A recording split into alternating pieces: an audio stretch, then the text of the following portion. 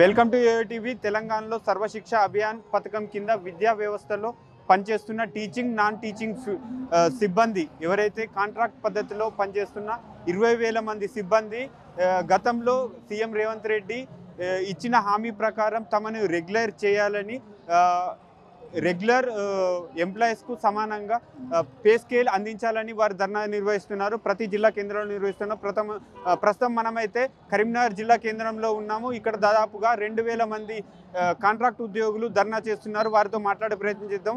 వారి ప్రధాన డిమాండ్లు ఏంటి అనేది. సమగ్ర శిక్ష ఉద్యోగులందరం కూడా ఇక్కడ 15వ రోజు సమ్మెలో విజయవంతంగా పూర్తి చేసుకుంటున్నాము.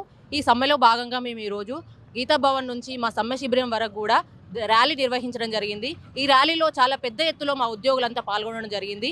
ఇందులో మాకు సమగ్ర శిక్షలో భాగంగా కేజీబీవీలు, యూఆర్ఎస్లు, ఎంఐఎస్ఓ కోఆర్డినేటర్లు, సీసీఓలు, పీటీఐలు, అలాగే కంప్యూటర్ ఆపరేటర్స్, సిఆర్పీలు చాలా విభాగాల్లో చాలా విధులు నిర్వర్తిస్తున్నాము. రెగ్యులర్ ఉద్యోగులకు ఏమాత్రం తీసిపోకుండా అన్ని విభాగాల్లో చాలా చక్కగా మేము మా పనులు నిర్వర్తిస్తూ అందరికీ తీసిపోకుండా ఉన్నాము. అయినప్పటికీ మాకు కూడా సమాన పనికి సమాన వేతనం అనేది అందడం లేదు. ఆ ఒక్క కోరికతోటే మేము అందరం ఈ రోజు ధర్నా చేయడం. ఈ 15 రోజులుగా ఇప్పుడు ఎంత వస్తుందమ్మా వేతనం? ఎంత వస్తుంది? నేను పీజీసీఆర్టీగా వర్క్ చేస్తున్నాను. అంటే జేఎల్కి ఈక్వలెంట్ మేము వర్క్ చేసేది. మాకు 29,800 రూపాయలు జీతం వస్తుంది సార్. మాకు అంతే. రెగ్యులర్ వాళ్ళకి లక్షలలో ఉంటుంది సార్ జీతము. వాళ్ళకి ప్రారంభ జీతమే 70,000 80,000 ఉంటుంది సార్. మాకు మాత్రం 29,900 కనీస వేతనంతో మాత్రమే. ఇద్దరికి సేమ్ ఉంటుంది పని. దానికంటే ఎక్కువ సార్. మేము ఒక నైట్ డ్యూటీస్ మాకు ఒక రోజు మేము 9 గంటలకు స్కూల్కి వెళ్ళినామంటే ఆ రోజు కనుక నైట్ డ్యూటీ ఉంటే మేము మళ్ళీ తెల్లారి 12:30కి రిలీవ్ కావాల్సి వస్తుంది. అంటే మేము 28 గంటలు 30 గంటలు కూడా వర్క్ చేస్తాం సార్. ఒక రోజులో 28 గంటలు 30 గంటలు వర్క్ చేస్తున్నాము. మాకు ఏ విధమైన హాలిడేస్ ఉండవు. హాలిడేస్ ఉన్నా సండేస్ ఉన్నా కూడా రొటేషన్ బేసిస్లో ఎవరో ఒకరు పిల్లల సంరక్షణ కోసము హాస్టల్లోనే ఉండడం జరుగుతుంది సార్. అలా చాలా శ్రమ కోర్చి మా కుటుంబాలను, మా పిల్లలను, మా బాధ్యతలను ఇంటి దగ్గర అన్నీ వదిలేసి మేము ఇక్కడ ఈ కస్తూర్బా పిల్లల కోసం చాలా కష్టపడి వర్క్ చేస్తున్నాం. అయినా కూడా గవర్నమెంట్ మమ్మల్ని గుర్తించడం లేదు. మా సమాన పనికి సమాన వేతనం అందించడం లేదు. అసలు మమ్మల్ని ఇంకా ఎన్నడూ గుర్తిస్తారు అని మేము చాలా ఎదురు చూస్తున్నాం సార్. చాలా ఆశతోటి ఉన్నాం. గత సంవత్సరం మా సమగ్ర శిక్ష ఉద్యోగులు నిర్వహించిన ఈ ధర్నాలో 23 రోజులు ధర్నా చేయడం జరిగింది. ఆ రోజు ఏకశిలా పార్క్ దగ్గర మన గౌరవ సీఎం రేవంత్ రెడ్డి గారు ఇచ్చిన మాట ఏంటంటే మిమ్మల్ని అందరినీ విద్యాశాఖలో విలీనం చేసి రెగ్యులర్ చేస్తాను మేమందరికీ.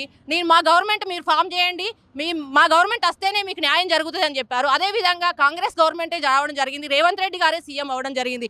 అయినప్పటికీ కూడా సంవత్సర కాలంగా మేము ఎదురు చూసాము. మా ఎదురు చూపులు నిరీక్షణగానే మిగిలిపోయాయి సార్. ఇన్ని రోజులు కూడా మా యొక్క హామీ అనేది నెరవేరడం లేదు. అందుకోసమని మళ్ళీ ఈ సంవత్సరం మళ్ళీ ఒకసారి ఎమ్మెల్యేలకు, ఎంపీలకు, ప్రతి ఒక్క అధికారులందరికీ కూడా మెమరాండాలు ఇవ్వడం జరిగింది. మా యొక్క విజ్ఞప్తిని వాళ్ళకి వినిపించడం జరిగింది. అయినా కూడా వాళ్ళు ఎవరు కూడా స్పందించలేదు. ఇంతవరకు కూడా స్పందించలేదు.